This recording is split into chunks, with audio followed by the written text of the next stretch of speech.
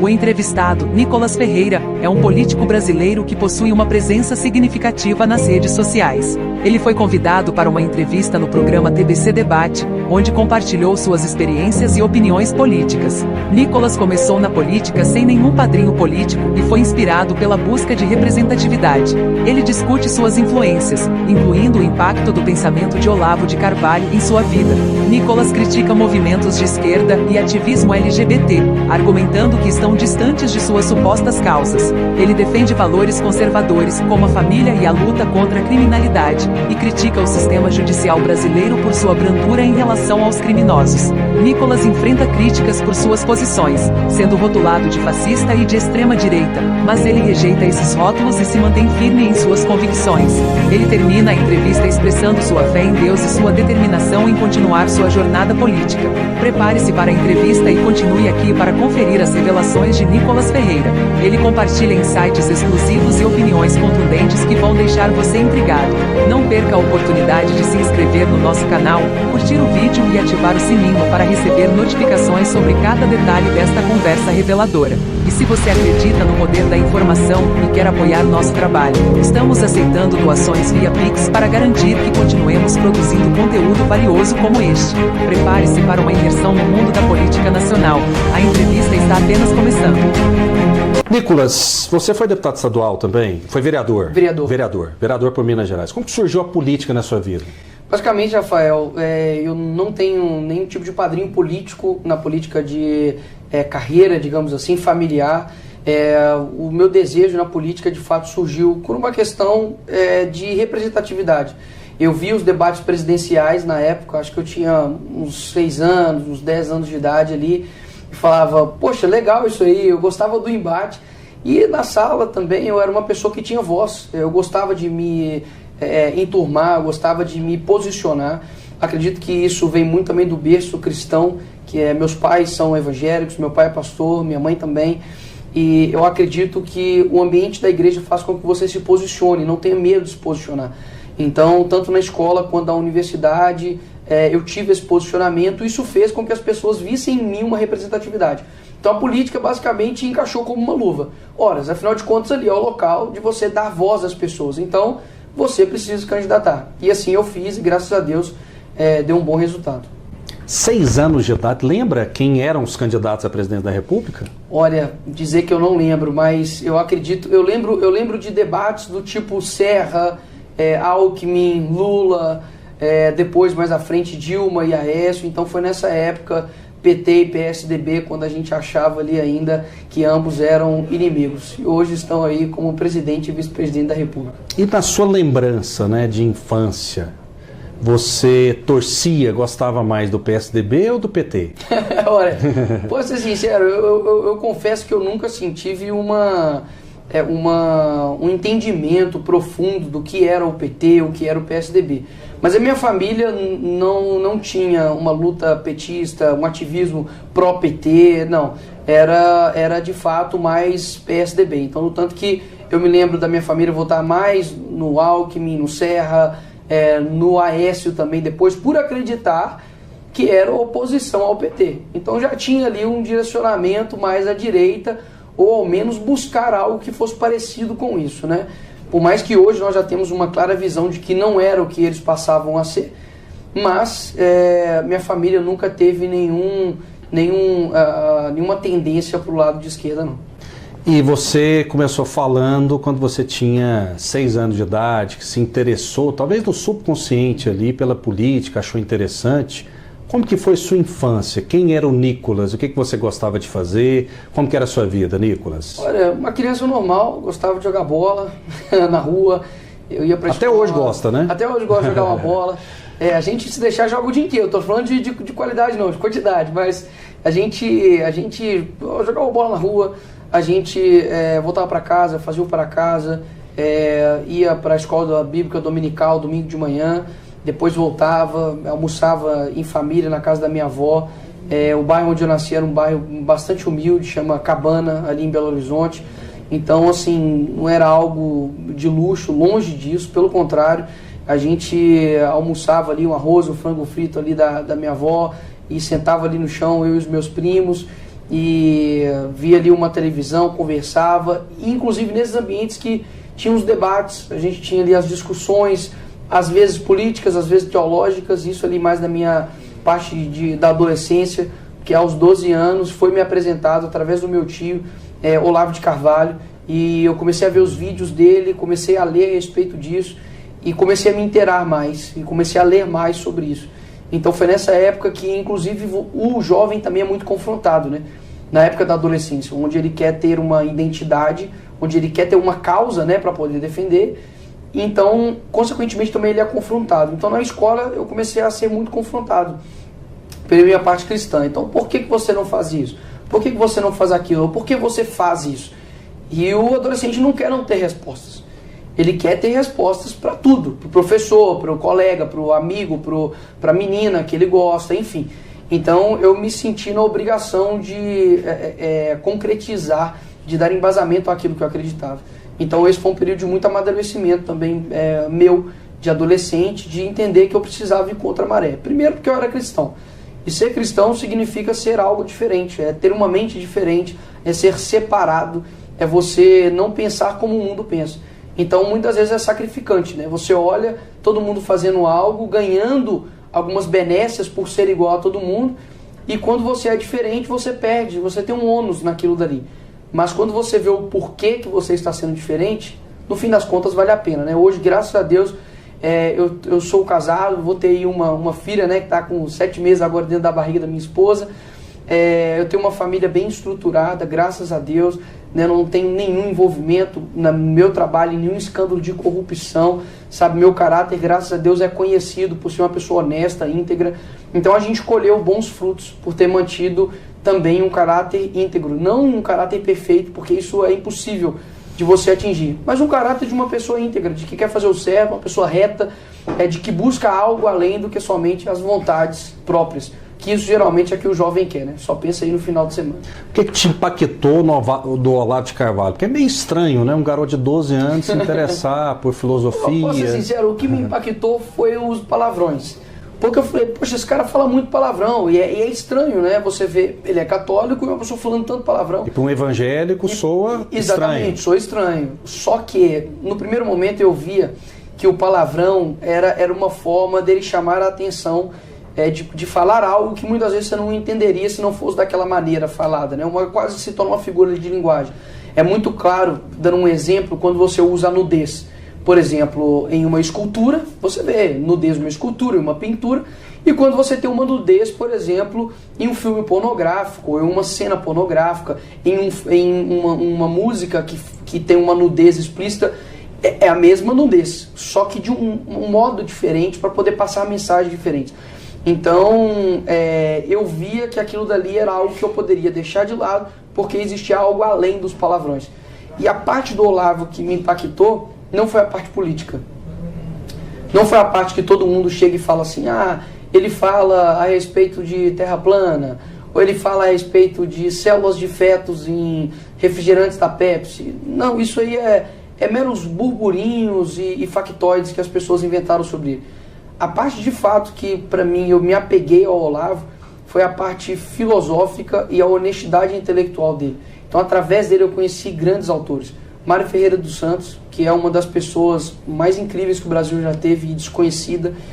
Conheci o padre Sartilonges, que escreveu o livro A Vida Intelectual, que me ajudou assim incrivelmente a minha vida, em tudo. Inclusive foi esse livro que fez o Olavo deixar de ser um jornalista para se tornar um professor e dedicar a lecionar. Então, o sentido da vida, sabe, a questão de você ser forte, ter uma personalidade forte, a questão dos valores morais, dos princípios, ser uma pessoa genuína.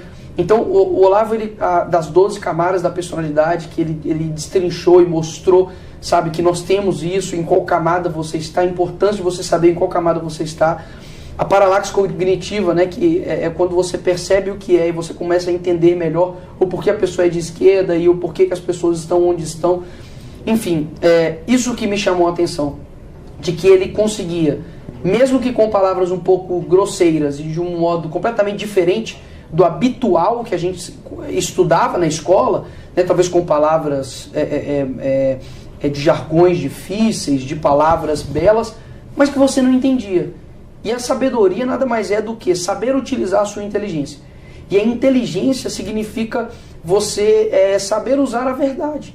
A sabedoria é saber usar a inteligência. Então, não adianta você ser um sábio que não sabe passar essa sabedoria.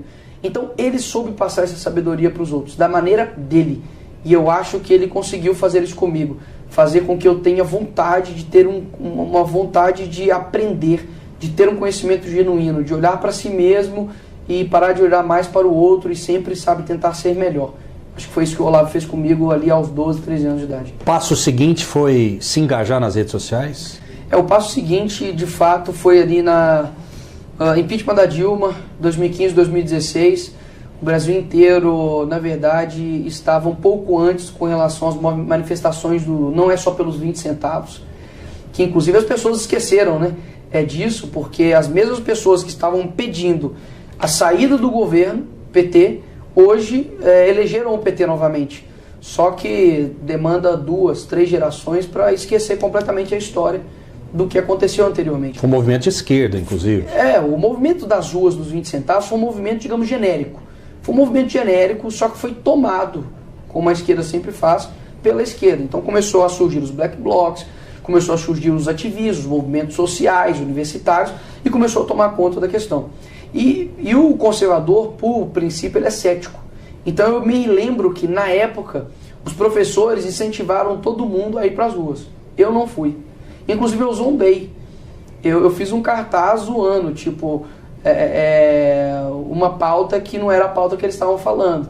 Porque no Todo Mundo Odeia Cris, que é um seriado, quando ele vai se candidatar para, tipo, o presidente lá da turma, ele fala suco de uva ontem, suco de uva hoje, suco de uva para sempre. E aí eu fui e fiz esse cartaz e zoei. Tipo assim, pô, vocês nem estudam e querem sair pra rua para lutar por educação? Entendeu? Na época eu já estava assim, indignado com isso. Peraí, vocês estão indo pra rua lutar pela educação matando aula? Então, não fazia sentido para mim. Então eu fiz uma ironia do próprio protesto deles e não fui pra rua. E depois disso veio Fora Dilma, que foi um protesto, uma indignação, porque a Dilma estava gastando milhões de reais com a estruturação de estádios, sendo que tinha pessoas morrendo em filas de hospitais, estruturas de escolas em péssimo estado, e as pessoas se revoltaram com isso. Ainda assim, teve Copa do Mundo, teve Põe Circo, e as pessoas esqueceram disso e reelegeram mais uma vez o mesmo partido que destruiu o Brasil há pouquíssimos anos.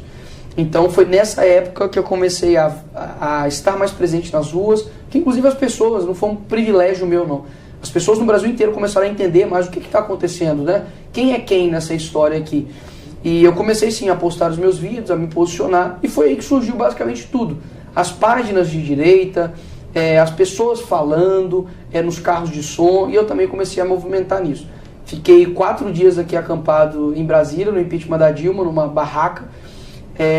Quando deu o último voto na Dilma, realmente me deu uma esperança muito grande. Seus pais te incentivavam? Sair de eles não me BH, vir para Brasília? Mas eles também não me bloquearam, sabe? Eu sempre fui uma pessoa de muita coragem. E todo mundo que é corajoso também é teimoso. Então eu sempre fui muito teimoso. Falei, pai, eu vou. E meu pai sempre confiou muito em mim. Ele só perguntava 2 coisas: para onde e com quem? Então, para onde e com quem? Pai, tô indo com fulano de tal, fulano de tal.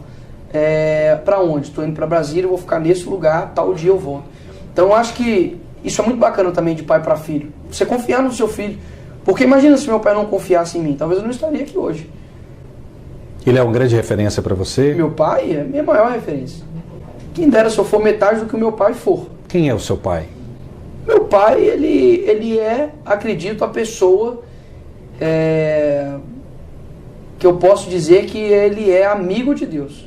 Eu posso dizer isso assim com tranquilidade. Meu pai é aquele que, quando você vê ele pessoalmente e você vive, é ele que de fato, para mim ele é sinônimo de servir. A Bíblia fala que meu pai ele é pequenininho, mas a Bíblia fala que maior é aquele que serve. O meu pai ele é um gigante por conta disso, porque ele tem um coração de servir. Você chega em casa, ele está fazendo alguma coisa. Se a gente vai para um sítio, ele faz algo, ele está lá preparando algo, ele está sempre servindo. Chega na igreja, ele é o pastor presidente. Geralmente as pessoas invertem isso, né? Então o próprio Jesus, ele era filho de Deus. Ele não era somente uma pessoa qualquer, ele era filho de Deus. E ele chega e limpa os pés dos discípulos, sabe? Ele serve as pessoas que estão ali em volta, ele reparte o pão. Então, olha só o exemplo que ele deu. Então eu vejo o meu pai como o espelho, realmente, do que é mais próximo do que é ser um pequeno Cristo. O cristão é perseguido, na sua opinião, porque com o surgimento do Bolsonaro, né, algumas pautas religiosas entraram em curso com muita força no país. Você sente isso? Você se sente perseguido pelo sistema? A perseguição aqui no Brasil, diferentemente do que as pessoas sempre viram exteriormente, como se a perseguição daqui fosse acontecer igual a perseguição no Oriente Médio, uma perseguição armada. A perseguição aqui não é armada, a perseguição aqui ela é cultural. Quando você olha para a época de Hitler, você vê que antes de ter um genocídio físico, existe um genocídio cultural. Então primeiro você destrói a personalidade dos judeus, você destrói a sua cultura para depois você aniquilá-los fisicamente. E é exatamente isso que acontece aqui no Brasil. Primeiro você destrói a personalidade do cristão. Hoje o cristão já não é mais um cristão. Ele é o intolerante, ele é o preconceituoso, ele é o transfóbico, ele é o homofóbico, ele é o extremista, ele é o fundamentalista religioso. Percebe? Você já não tem mais nome. O pastor não é mais pastor, o padre já não é mais padre. Eles são intolerantes. Ou seja, você despersonifica o ser humano, você tirou a humanidade dela. Então isso é uma maneira de tirania, isso é uma maneira de perseguição. Hoje um adolescente que entra na sala de aula e fala sou contra o aborto, ele é perseguido. Hoje um jovem que entra dentro de uma universidade federal e fala eu sou contra o feminismo, ele vai ser perseguido. Uma mulher que fale isso vai ser perseguida. Se ele fala, não, eu sou a favor da família tradicional, eu sou a favor dos bons costumes, de um valor, eu sou a favor de limites, eu sou contra a promiscuidade, eu sou a favor que se tenha limites na sociedade, eu acredito que eu sou contra a ideologia de gênero, eu acho que o banheiro tem que ser um homem no banheiro de homem, mulher no banheiro de mulher, eu acredito que o homem não menstrua. Se você falar isso, você vai ser perseguido. Você já foi vítima disso, dessa perseguição? Recentemente, eu tomei uma multa, estou recorrendo, de R$30 mil porque eu chamei um homem de homem. Ou seja, a perseguição ela é escalonada. Friedrich Hayek ele diz que a nossa liberdade não é tomada de uma vez só. Ela é tomada em fatias, assim como alguém que corta, né, uma fatia de mortadela ali. Você vai tirando aos poucos. Então, olha só, primeiro eles retiram os símbolos. Então, olha, antigamente, por exemplo, você cantava o hino nacional nas escolas. Então isso é uma reverência à soberania do país, a questão patriótica, então você tira isso. Antigamente você tinha uma reverência ao professor, hoje o professor e aluno é quase a mesma coisa, se não é pior o professor do aluno. Dentro da escola, a escola tem mais autoridade do que o pai e a mãe. A igreja já não tem nenhum papel na sociedade, afinal de contas, o Estado é laico. Os símbolos religiosos são menos importantes do que os símbolos mundanos. Mas os cristãos não são a maioria? Os cristãos são maioria, mas eles não são a maioria de influência. Aí que tá. Porque o poder não é um poder numérico. Você pode ter aqui uma casa como essa, que tem 513 deputados, mas o poder não está nos 513. Existe marxismo cultural, na sua opinião? Você acredita nisso? Com certeza. O marxismo cultural não diz respeito somente a Karl Marx. Diz muito mais a respeito a um outro homem, chamado Antônio Gramsci, que foi fundador do Partido Comunista Italiano, preso pelo verdadeiro fascista Benedito Mussolini, porque as suas ideias eram consideradas demasiadamente revolucionárias. E enquanto ele estava ali no cárcere, ele começou a escrever diversas questões a respeito da cultura. E quando ele escreve sobre cultura, jornalismo, etc., houve-se um compilado desses livros que hoje é chamado de Cadernos do Cárcere. E lá ele fala a respeito da hegemonia cultural. Basicamente é dominar a sociedade através do domínio psicológico das massas. Isso ele chama de hegemonia. Exatamente isso que ele fez hoje. Hoje as pessoas são dominadas psicologicamente pela esquerda e ela não percebe que ela é de esquerda. Então por isso que você tem cristãos se dizendo de esquerda. É minoria, não? É uma minoria, mas tudo que é grande tem um começo. Você falou que eu tenho milhões de seguidores, mas todo mundo começa com 0 seguidores, concorda? Então todo mundo, tudo que é grande começou pequeno. Pode ter certeza que o nazismo, ele começou também pequeno. Pode ter certeza que as grandes tiranias começaram pequenas. Ninguém começou com um exército gigante. Todo mundo começa pequeno, conversa com um, conversa com o outro, Agora, uma coisa é uma pessoa falando que os cristãos são intolerantes. Uma coisa são 10 mil pessoas falando que cristãos são intolerantes. Uma coisa é 1 milhão de pessoas falando que cristãos são intolerantes. 10 milhões, 100 milhões de pessoas. Aonde isso vai chegar? Então hoje você vê que Antônio Gramsci foi incrivelmente suscetível naquilo que ele propôs, que é uma sociedade dominada pela esquerda sem saber que é de esquerda. Então hoje você tem cristãos que não votam no PT, que até votam no outro candidato que é de direita, mas elas abrem um Netflix e colocam lá toda a programação da esquerda dentro da casa delas sem perceber. Então dentro da casa delas, elas abrem um filme que tem adultério, onde o adúltero é o gente boa. Ela liga a novela da Globo, onde a traficante é a Juliana Paz. Eu sou da favela, eu nunca vi uma traficante bonita bonita desse jeito, tá? Você romantiza o crime organizado. Você faz com que o homossexual na novela seja o mais engraçado, o mais gente boa, cabeleireiro. Enquanto isso, em paralelo, coloca a cristã, a de coque, a chata, a mulher careta. E assim eles vão modificando a tua cabeça. Por isso que a questão da Globo não é a questão só de passar notícias falsas. Não é isso. Esse não é o problema da Globo. Esse não é o problema da grande mídia. O problema da grande mídia é que diariamente eles têm pelo menos 1 hora da sua mente. Isso que é o grande poder deles. Pelo menos uma vez na semana eles têm, por exemplo, o Fantástico, que eles falam o que quiser para milhões de pessoas e isso vai ser considerado verdade. Então esses dias eu estava vendo, eles estavam falando a respeito de... Teve um tempo atrás aí que o Drauzio Varela abraçou, né, um condenado por estuprar uma criança e era trans, então ele abraçou o condenado, né? Alguém já te abraçou? Ah, não, então eu vou te abraçar. Só que as vítimas, né? Ou seja, romantiza o criminoso. Só que as pessoas não veem que isso está mudando a essência delas. C.S. Lewis fala isso, que você não muda a sua essência de um dia para o outro.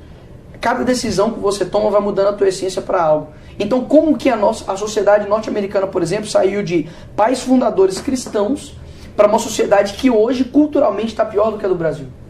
Isso eu falo com você com toda tranquilidade. Hoje, os Estados Unidos está pior culturalmente do que o Brasil. A agenda do ativismo LGBT, no sentido de imposição de multa, de prisão, está muito pior do que o Brasil. É um aparelhamento na sua visão. Total, existe. Do judiciário, do âmbito legislativo, do âmbito da mídia. Ou no mês de julho, que é o Pride Month, né, no mês do orgulho LGBT nos Estados Unidos, se as empresas não colocarem lá as cores, né, lá do arco-íris, basicamente elas são canceladas. Porque é como se assim, ou vocês se rebaixam, se ajoelham perante ao meu ativismo, ou vocês são declaradamente homofóbicos. Mas tem homossexual de direita também? Vários. Inclusive, eu postei hoje aqui, eu vou abrir aqui, eu postei hoje, recebi aqui uma carta, de uma transexual de 42 anos e falou, olha, 42 anos e sou uma pessoa transexual operada em janeiro de 2012. Acabei de assistir seu vídeo discussão na tribuna sobre o caso em que o senhor foi condenado a pagar uma indenização por transfobia. E quero dizer que lamento muito que isso tenha acontecido, mas também que gostaria de te agradecer por tudo que tem falado no Congresso sobre essa pauta de ideologia de gênero. Concordo com tudo que disse. Peço com respeito, senhor deputado, que me conceda alguns momentos da sua atenção neste e-mail. E aí ela continua. Ou seja, existem muitos homossexuais que discordam do ativismo LGBT. Sabe por quê? O ativismo LGBT não tem nada a ver com homossexuais. Porque se os ativistas LGBT... É um movimento político. As pessoas se aproveitam disso, quem está à frente desses movimentos. Rafael, se eles de fato estivessem preocupados com os homossexuais, eles não estariam com a esquerda. Porque como um ativismo LGBT vai estar ao lado de alguém que matavam eles há pouco tempo? Fidel Castro deu uma entrevista para a Folha de São Paulo dizendo que ele perseguiu e matou homossexuais. Che Guevara da mesma forma. Os homossexuais eram colocados em campos de concentração, de trabalho escravo em Cuba. Ou seja, como eles lidavam os homossexuais lá atrás? Perseguindo. Hoje, eles utilizam eles como uma força política eleitoreira. Você olha, por exemplo, a rampa, né, que o Lula subiu, né, com várias minorias. Né? Tinha ali uma pessoa de cadeira de rodas, um homossexual, um índio, não sei o que e tal. Dá só uma olhada nas pessoas que ele colocou no poder. Só homens. Né? Você olha a indicação dele para o STF, um homem. A indicação dele para a PGR, um homem. A indicação todos homens, brancos, héteros, ricos, cis, tudo aquilo que eles dizem ser o contrário. Então entenda que a esquerda não é um movimento ideológico. A esquerda é um movimento geopolítico. Porque a função do Lula não é fazer essas pautas, porque essas pautas, por exemplo, Rafael, elas não colam no Nordeste. Não colam no Nordeste, porque no Nordeste todo mundo está comigo. Eles concordam que o homem tem que ficar no banheiro de homem, a mulher tem que ficar no banheiro de mulher. Por isso que Por que o Lula teve uma votação tão expressiva no Nordeste? Porque aí eles já não utilizam a pauta ideológica. Eles vão utilizar outro instrumento, que aí é o benefício do auxílio,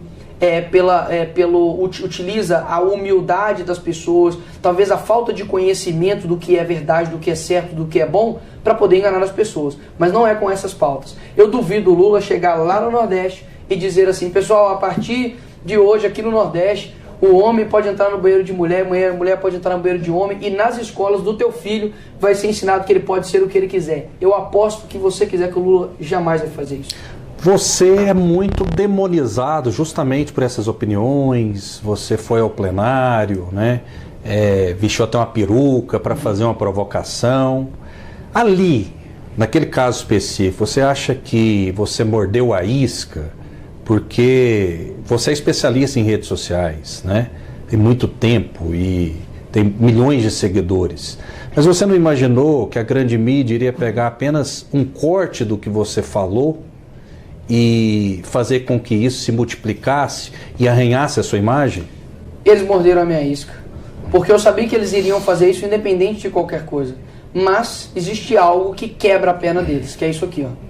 Por isso que eles querem tanto me censurar. Por isso que no ano passado eles derrubaram minhas redes por quase 2 meses e até hoje eu não sei o porquê. Porque naquele momento... Quem derrubou? Alexandre de Moraes.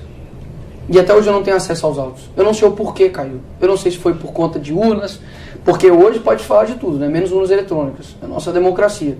Eu até fiz uma postagem, me permita, deputado, Sim, dizendo o seguinte: o Brasil, você pode criticar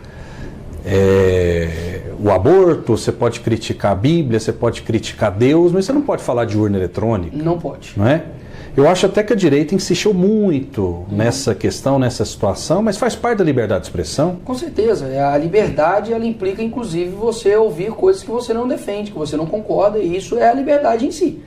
Agora, voltando à questão, o que acontece da peruca em específico? Assim como eu utilizei ela para poder exemplificar o que eu estava dizendo, eu poderia ter colocado uma máscara para poder falar sobre o Covid, poderia ter colocado uma boina para poder falar da Polícia Militar. E as pessoas, no primeiro momento, é claro que te dá um baque. Poxa, o que é isso? O que o deputado está fazendo?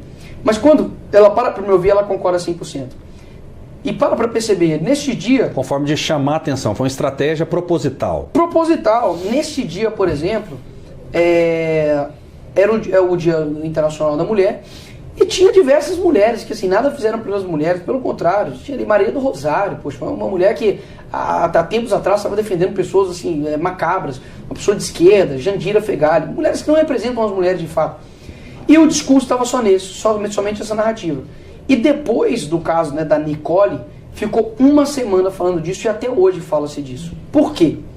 Porque eles estavam trabalhando isso no escuro, a ideologia de gênero no escuro. Sabe o que eu fiz? Eu peguei uma lanterna e fiz assim, ó, olha ali, gente, ó, olha o que eles estão fazendo. Por isso que eles ficaram desesperados. Então, desde a camareira no hotel fala comigo, ó, gostei daquele seu discurso lá da peruca lá, você tem razão. Desde a mulher do caixa, desde um CEO de empresa que já parou pra mim e falou, gostei. Ou seja, eu me expus ao ridículo para poder, de fato, denunciar o ridículo. Mas, olha o quanto que eu atrasei da agenda deles. Mas poucas pessoas acompanharam o discurso todo, concorda? E existe uma informação que chega por meio da grande mídia também. Você falava da Rede Globo. E por meio da grande mídia, né, sua imagem não ficou arranhada? Olha, claro que para o seu público, né, o público de rede social hoje é muito grande, você atingiu o alvo. Mas e essa repercussão negativa? Valeu a pena? A repercussão negativa, vou ser bem sincero, para mim era uma das próprias pessoas que já não gostavam de mim. É simples assim. E as pessoas que falam, nossa, foi excessivo, para mim excessivo é roubar, pô. Para mim excessivo é botar dinheiro na cueca. Para mim excessivo é botar um bandido na presidência. Para mim excessivo é eu receber emenda e colocar na prefeitura da minha ex, como o Jean Nunes fez. Para mim excessivo é fazer rachadinha, como o Jean Nunes fez. Agora, eu colocar uma peruca para poder denunciar uma pauta ideológica que tem destruído um monte de vidas, pô, excessivo no Brasil é sacanagem, né? Então assim, essas pessoas, elas já estão tão acostumadas a elas serem um falso moderado, Porque eu tenho uma régua de 30 centímetros, o meio é 15, correto? Mas para essas pessoas o meio não é 15, porque elas acham que o meio é 29. Se o meio é 29, qualquer coisa que está aqui fica extremo. Então, qualquer coisa que eu faça vai soar extremo para essas pessoas. Então, o falso moderador é aquele que apazigua o crocodilo esperando ser o último a ser comido. Essas pessoas que não gostaram do meu discurso podem ficar em paz, porque um dia chegará na porta de vocês. Vai bater lá na tua casa, um dia que você entrar com a tua filha dentro do banheiro, sua mulher estiver lá dentro do banheiro com a sua filha, e entrar um homem de 10 metros, e você falar assim, não pode acontecer isso, e ele calar a tua boca e colocar você na cadeia, ou fazer você pagar uma multa. Aí você vai lembrar, opa, poderia alguém estar lutando contra isso aqui, né? O Nicolas avisou. Então, ou seja, dia após dia eu vejo que, mais uma vez, a Nicole tinha razão. Você respeita os homossexuais? Claro. Você pode fazer o que você quiser na tua vida, pode sentir o que você quiser, eu não me importo, zero me importa. Agora, é diferente quando você quer impor a tua vontade em cima de mim. Eu não imponho minha vontade para cima de ninguém. Ah, você acredita na Bíblia? Não. Ah, então você é um bibliofóbico. Ora, isso não soa democrático, né? Então você pode ter a conduta sexual que você queira, não me importo com isso. Agora, não queira colocar para mim de que eu preciso achar bonito, de que eu preciso concordar com o comportamento sexual, de que eu preciso adotar isso para minha família. Opa, peraí, não é meu corpo, minhas regras, que eles gostam de dizer? Minha família, minhas regras. Minha sexualidade, minhas regras. E eles precisam respeitar isso. Esse pensamento chega às crianças também? Esse movimento chega aos pequenos? As crianças é o grande alvo.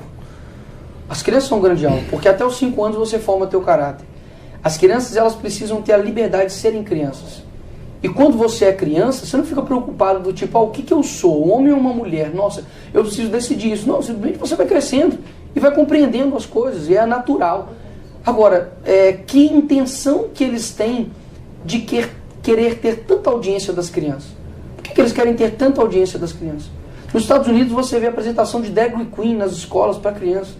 Você vê cada vez mais os conteúdos mais sensuais para as crianças, mais sexuais para as crianças. Por que eles querem ter? Porque eles sabem que eles estão em formação, né? E quando está em formação, você já pega no princípio. Então, se você já consegue colocar no início de uma receita alguma ingrediente ali, você atinge o bolo inteiro. Então, as crianças são um grande alvo. Pode ter certeza disso. Por isso que lá no Canadá, lá nos Estados Unidos, as paradas LGBT, eles sempre estão lá, né, com as crianças, vendo cenas assim absurdas, sexuais, sabe, de depravação mesmo. E eles são um grande alvo. Porque quando você destrói a identidade ali de uma criança sexual, o efeito é muito danoso. Porque uma criança não tem a estrutura da realidade ainda completa. Ela pode acreditar em Papai Noel. Ela não tem a condição ainda de tomar decisões para a sua vida inteira. E nós estamos vendo hoje, nos Estados Unidos, crianças de 12 anos fazendo transição de gênero, tirando ali o seu órgão sexual masculino e nunca mais conseguindo se reproduzir, ter ali uma experiência sexual com uma mulher, porque alguém chegou para elas e disse, você tem um jeitinho de menina, então você tem que virar menina. Ignorando, eles nos chamam de negacionistas, né? Eles são os negacionistas de fato. Eles ignoram a ordem cromossômica XY, eles ignoram a ordem cromossômica XX, eles ignoram os fatores hormonais, eles ignoram tudo isso. Porque para eles o que importa é colocar a todo custo o que eles querem para Por esse tipo de pensamento seu, você é chamado de fascista, de extrema direita e todos esses adjetivos. Isso te incomoda? Zero. O preço de não ser um ignorante é ser odiado por eles, né? Você é de extrema direita? Não, eu não acredito que exista uma... Posso existir uma extrema direita, mas o que significa ser de extremo? Se defender a família, no sentido de, olha, eu defendo a minha esposa, eu defendo os meus filhos, eu defendo que deva ter limites entre nós, eu defendo que deva ter um respeito, uma hierarquia, uma disciplina, eu defendo que o banheiro deve ser algo fisiológico e não ideológico, eu defendo que a justiça deve ter uma justiça imparcial e não política, eu defendo que a ideologia de gênero é algo que não deve ser aplicado nas escolas, nem nas universidades, nem no ambiente público, eu defendo que o cidadão ele possa ter o direito de se defender além do próprio aparato estatal, ele tem que ter essa liberdade. Eu acredito que a liberdade de expressão deva ser garantida para as pessoas. Eu acredito que a criança dentro da barriga deva ser preservada a vida dela, porque sem a vida não tem nenhum direito subsequente. Se isso é ser radical, tudo bem, então eu sou radical. Mas é perspectivas, né? São perspectivas. Quando eu olho para uma pessoa de 2 metros de altura, essa pessoa é gigantesca. Mas para quem tem 1,90 m, uma pessoa de 2 metros é quase o tamanho dela. Então, são perspectivas. Então, qual é o teu norte moral? Você está do lado da esquerda, acredita que matar uma criança dentro do ventre porque eu quero, não queria ter ela, é válido? Então, meu amigo, então de fato eu sou o extremo a você. Eu defendo a vida. Muita gente que quer criticar o Lula diz o seguinte: faz o L agora, porque o Brasil está numa situação difícil, a economia não vai bem. Essa questão do faz o L surgiu de você?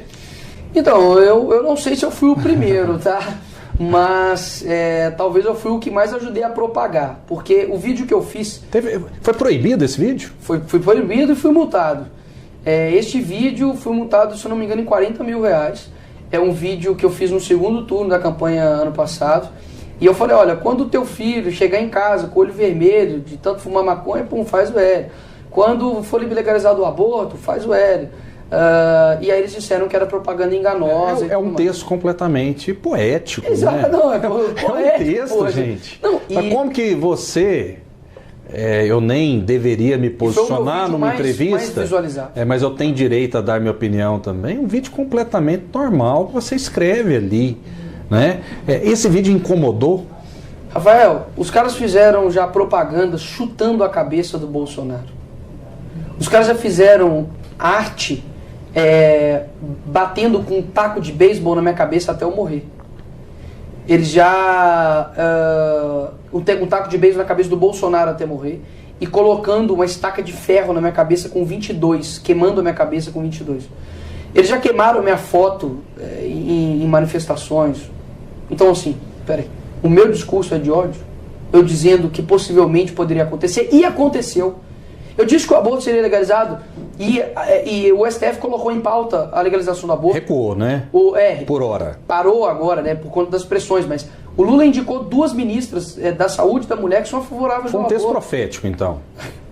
A legalização das drogas está sendo pautada. Entrou em pauta. Pelo STF. Ou seja, o TSE vai me como é que fala? Vai me indenizar por conta disso, porque a multa está aí. Mas a esquerda não pode dizer o seguinte, olha, não foi o governo Lula, foi o STF. Com o Bolsonaro não passou nada disso. Então é uma coincidência da vida, né? Quando estava com o Bolsonaro, nenhuma dessas pautas passaram. Quando teve com o Lula, essas pautas estão dando continuidade. Ou seja, no mínimo, o Lula, então, ele não é uma barreira. Quando se tira o Lula, quando se tira o Bolsonaro, então tira-se também a barreira. Então, no mínimo, o Lula dá passe livre para isso acontecer. O criminoso é vítima da sociedade? Jamais. O criminoso, ele é dono das suas próprias ações. Eu nasci numa favela, minha família também. Todos nós, obviamente, temos uma influência nas nossas vidas, mas o nosso meio, ele não nos determina. Um criminoso que mata, estupra, rouba, como vários aí, ele deve pagar pelo seu crime. E o meu posicionamento contra a criminalidade no Brasil, ela é bem rigorosa. E acredito que é o que mais o brasileiro fica indignado hoje. Hoje você tem, por exemplo, o André do Rap, que é um ex-chefe de um crime organizado, do Comando Vermelho, que foi solto. E os seus bens foram devolvidos a ele. Um helicóptero, uma lancha, sua mansão. Enquanto isso, você tem pessoas que entraram no Congresso Nacional, ficaram lá dentro, fizeram um vídeo xingando Alexandre de Moraes, estão tomando 17 anos de cadeia.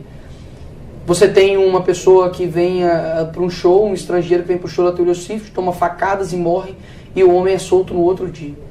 Que justiça é essa? Nós não temos encarceramento em massa no Brasil. A gente tem impunidade em massa no Brasil. Porque as cadeias estão lotadas. Tem 50 presos dentro de uma cela que cabe 32. Se tem 50, cabe 50, pô. Para mim, são 2 coisas que deveriam ser consertadas aqui no nosso país. Porque a polícia ela acaba ficando desestimulada a cumprir o seu papel, porque você tem uma audiência de custódia que pergunta para o bandido assim, você foi bem tratado? Ele falou os seus direitos? Você sofreu algum tipo de pressão psicológica? Eu vi isso pessoalmente enquanto eu cursei direito. Você sofreu, a sua algema estava apertada? E o policial já prendeu aquela pessoa 10 vezes, 12 vezes. Então o policial fica desestimulado. Sem estrutura e ainda com a mídia falando que eles são opressores e sem treinamento. Porque tem uma justiça cúmplice do crime organizado. Ou seja, ou nós fazemos juízes que de fato cumpram a lei e parem com essa progressão de regime, progressão de pena. Porque para mim é o seguinte, faz ali a dosimetria da pena. Latrocínio, roubo seguido de morte. Pegou 12 anos de cadeia, meu amigo, 12 anos de cadeia. Ah, porque se comportou bem na cadeia aqui, ó. Uma palma e meia pra você. Meus parabéns. Quando der 12 anos, você tá solto. Ressocializa, faz o que você quiser. Você é um homem livre. Toma seus direitos políticos novamente, vai votar, faz o que você quiser. Mas enquanto você não cumprir 12 anos, você vai ficar dentro da cadeia. Ah, porque a cadeia é uma faculdade de criminosos e tal. É só você não fazer nada disso. Eu nunca vi uma pessoa que tá dentro da escola estudando ir pra cadeia do nada. Alguém chegar e falar, você tá preso. Não fez o para casa. Eu nunca vi. Eu nunca vi. Ou seja, as decisões que cada um toma geram consequências, porque é uma lei da semeadura, é uma lei ainda que o STF não derrubou aqui no Brasil. Aquilo que você planta, você colhe. Então o judiciário do nosso país, ele é cúmplice do crime organizado. Ele é cúmplice do que nós temos hoje. Se hoje nós temos grandes pessoas do crime organizado sendo soltas, tendo, por exemplo, presídios que eles continuam ainda comandando aqui fora, é porque algo está errado. Você tem medo do STF? Medo? Medo eu tenho de Deus. Medo eu tenho dele. Ele pode tirar minha vida e na hora que ele quiser. Agora, medo do STF já... Pelo que está acontecendo no Brasil... O que eles podem fazer comigo? Cassar seu mandato? Tá. Seria uma pena. Lamentável. Eu ficaria extremamente chateado. E não busco isso. Quero manter meu mandato. Quero dar voz às pessoas. Eles iriam encarar 1,5 milhão de pessoas. Bolsonaro ficou inelegível mas eu não sou por 8 mandato. anos. Pois é, mas eu não sou um mandato. Eu não sou um mandato, eu sou uma pessoa. Ah, minha De onde vida... vem, Nicolas, essa coragem? Você vai ter filho agora, você tem esposa, você tem família. Talvez essa é uma pergunta que te fazem, ou que você se faz também. Vale a pena? Vale, porque eu não vim aqui para poder ser feliz. Eu vim aqui para poder cumprir um propósito. E o pior tipo de medo que eu posso ter na minha vida é eu chegar no céu e eu ter tido sucesso naquilo que não era para eu ter tido sucesso. Esse é o pior tipo de fracasso. Então, eu quero me arrepender, talvez, das coisas que eu fiz, mas não daquilo que eu deixei de fazer. Então, chegar no céu e falar, nossa, poderia ter dado mais gás, poderia ter tido mais coragem. Geralmente... Sua esposa, às vezes, te dá conselho? Claro, com certeza. A gente conversa muito, me dá conselhos, ela me ajuda. Eu sou um com ela. Ela sabe da sua missão? Claro, sabe. Isso está muito claro para ela. Claro, ela sabe do tanto que eu sou corajoso, ela sofre junto comigo, ela chora junto comigo. Eu ainda não sei, né? Não peguei ainda minha filha no colo, porque eu sei que tudo muda. Mas ainda assim, no meu coração, eu sinto que há algo que eu preciso fazer aqui, sabe? Isso demanda sacrifício. É uma missão de vida, custe o que custar. E eu não sei a extensão do que a minha ação pode gerar. Isso que é o que mais me move. Porque, ao mesmo tempo que a minha ação ela pode gerar algo que eu não sei aonde possa chegar, posso chegar a 50, 100 anos, posso ser contado a história, e se eu parar? Aonde eu não vou estar chegando? Isso que... Você já pensou em parar? Preciso me bater em desistir no nos momentos difíceis? Olha, às vezes é o que a Bíblia fala, desanimados, abatidos, mas não destruídos, sabe? É nesse sentido. Tipo, pensar de falar assim, não, parei. Mas você é ser humano, você já ficou magoado, você já ficou chateado, já ficou destruído. Poxa, se o próprio Davi, que era um homem segundo o coração de Deus, ele falava, ó Senhor, por que está batido a minha alma, por que se preocupas dentro de mim? Imagina a gente. Você é um grande alvo, né? Por ser jovem, por ter esse engajamento nas redes sociais. Muitas vezes as pessoas colocam apelidos, né? Adjetivos. De onde vem essa força, esse couro grosso sendo tão jovem, Nicolas? Eu aprendi, e eu não quero ser frio aqui, mas as pessoas vão me entender. Eu aprendi que nem quem diz que me ama e quem diz que me odeia importa pra mim. Não importa. Quem importa mesmo que eu quero ouvir que me ama são os meus pais, é minha esposa, são meus futuros filhos, é as pessoas que estão comigo desde quando eu nasci. Agora, que é óbvio que eu sei que pessoas falam que me admiram e tal, mas nada além disso eu coloco no meu coração e internalizo como verdade, porque o amor que o meu pai e minha mãe têm, minha família tem por mim, eu sei que é um amor único. Então, por que eu vou levar em consideração que uma pessoa que eu nem conheço está falando que me odeia? É irrelevante para mim, sabe? É irrelevante de verdade. Assim, é claro que algumas coisas te chateiam, mas no âmbito de injustiça.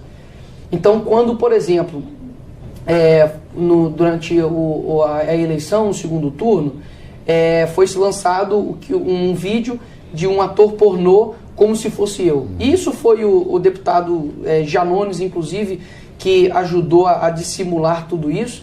E ele seguia esse ator pornô. Uma maldade muito grande, né? E ele seguia esse ator pornô, ou seja, ele deixou o rastro do crime dele ali, né?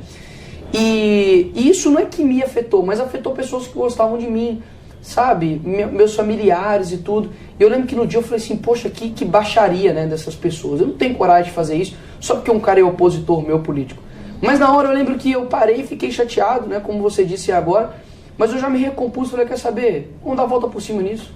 Gravei um vídeo e tudo, as pessoas entenderam, compreenderam, inclusive foram um tiro no pé deles. Que as pessoas falavam, poxa, realmente, olha o nível dos inimigos do Nicolas. Então, ele deve estar certo em alguma coisa. Muito bem, a gente já está chegando no finalzinho da entrevista e tem um quadro que se chama Em Uma Palavra. Show. Para saber, né, exatamente o que você pensa sobre muitos assuntos. Vamos lá.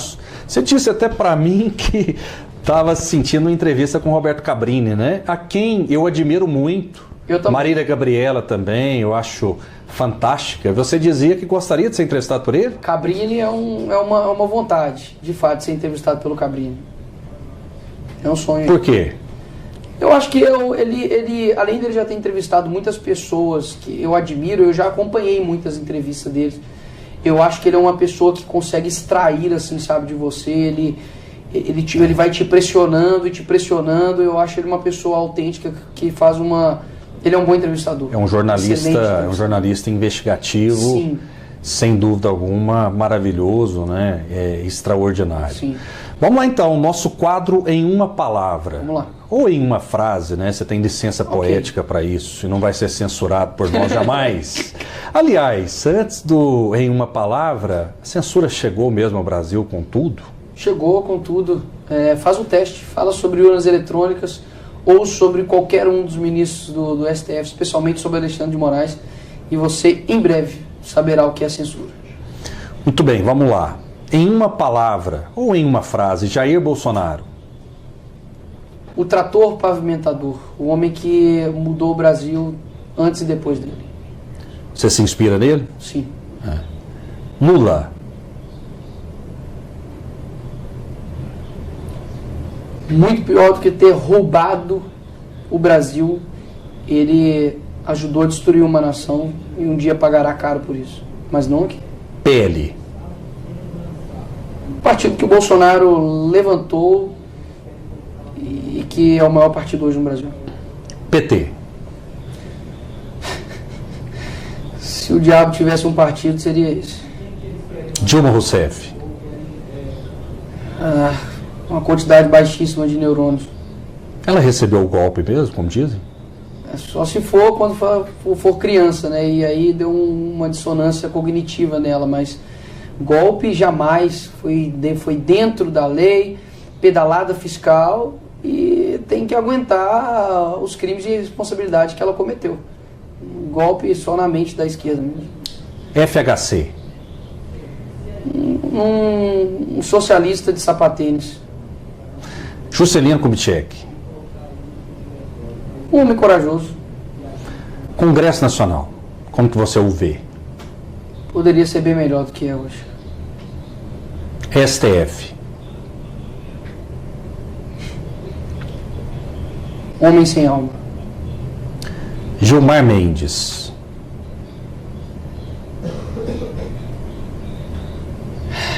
É até difícil falar de Gilmar Mendes. Se fosse falar ele em uma palavra, acredito que tem preço, não tem valor. Alexandre de Moraes. Tirânico. 8 de janeiro. um erro que foi aproveitado pela esquerda. 6 de dezembro, que foi aquela quebradeira na Assembleia Legislativa do Estado de São Paulo.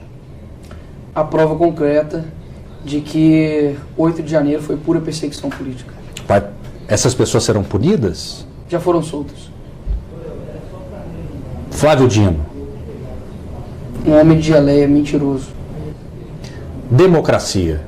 Um falso Deus. Por quê? Porque ela somente é um modelo de governo. Aristóteles nunca falou que é o modelo perfeito. Democracia, o governo do povo. Mas existem diversos outros modelos de governo. Você tem a monarquia, você tem a oligarquia, você tem vários outros. Eu acredito que a nossa democracia é um falso Deus. Ou seja, ela parece ser algo bom, mas não é. Democracia, o que nós estamos vivendo, está longe de ser de fato algo democrático no sentido da palavra. Porque democracia não é uma virtude, como honestidade, bondade, justiça. Democracia é um meio, é um modelo de governo. Um modelo de governo que aqui no Brasil não tem dado certo. Mas é o melhor meio, ou menos ruim, pelo menos. Até então é o menos ruim, mas a monarquia, eu acredito que ela, por ela não ter essa coisa de 4 em 4 anos e ser o nome da família, você consegue tomar medidas que sejam mais extensas. Aqui no Brasil não. Eu não tenho por que deixar um governo bom para o meu sucessor. O problema é dele. Agora, a família não. Tem um nome a se prezar. E se ele fizer algo ruim, será fazendo algo ruim para a família dele. Então, a monarquia, não absolutista, né, mas parlamentarista, você tem, acredito que, um melhor modelo de sociedade. Esquerda. Esquerda, o sinônimo de inveja. Direita. Temos muito que aprender e amadurecer. Comunismo. Prometeu o paraíso, trouxe o inferno. Maconha. Já passou perto de você, maconha? Já. Em algum lugar, com certeza. Eu estudei na PUC, com certeza. Alguma maconha já passou perto de mim. A maconha, pra mim, é coisa de ator. Mas você já pensou por um momento em experimentar? Não, na ânsia da adolescência, da juventude? Tá maluco, de forma alguma. De forma alguma. Tanta coisa boa pra experimentar, pô. Um chocolate, picanha, fumar maconha. Sacanagem. Por falar em picanha, picanha do Lula chegou? Só abóbora. Polícia, em uma palavra.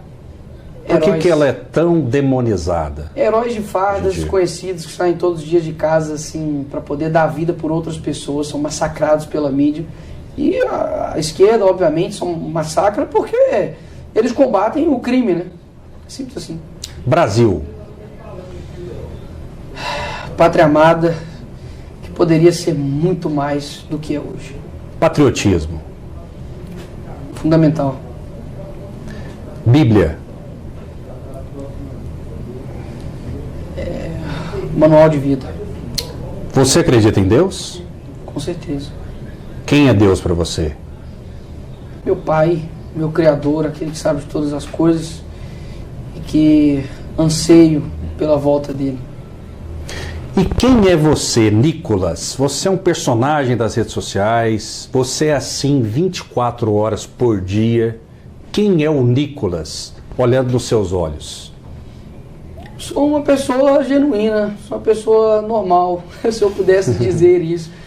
Sou uma pessoa de coragem, que tem virtudes, que tem erros, que tem vícios, que tem falhas, assim como qualquer ser humano. Mas eu acredito que uma pessoa que tem um propósito, se ateve nele e que é inconformado com muitas coisas. E isso que me move. Então, quem tem um propósito geralmente é teimoso, rejeita alguns bons conselhos, rejeita maus conselhos também, porque a gente tem algo dentro da gente que a gente fala, cara, vai dar certo. Então, eu sou nada mais do que, acredito que um sonhador que quer colocar o sonho em prática. Torcer pro Cruzeiro é um defeito? Jamais. Torcer pro Cruzeiro agora está sendo um sacrifício, que quase, mas já me deu muitas alegrias, graças a Deus. Mas vamos prosseguir. Torcedor do Galo vota em você também. Claro, claro. Você aceita os votos do torcedor do Atlético Mineiro? Mas é lógico, eu não tenho nenhum tipo de problemas com essa questão de futebol. É claro que eu torço, vibro, mas para mim tenho maturidade suficiente para separar essas questões. Nicolas, para fechar mesmo, eu te vejo daqui uns 10 anos, né, como um candidato, como alguém que pode assumir a presidência da República. Você já pensou nisso? Porque as pessoas falam isso, né? Se a gente for olhar para o futuro, vem você como alguém da direita que vai ocupar esse posto. Você pensa nisso? Eu só penso em fazer aquilo que meu pai me ensinou. É melhor você estar preparado e não ter oportunidade do que ter oportunidade e não estar preparado. Caso for isso que o senhor tem preparado para mim, a única coisa que eu quero é estar preparado. Enfim.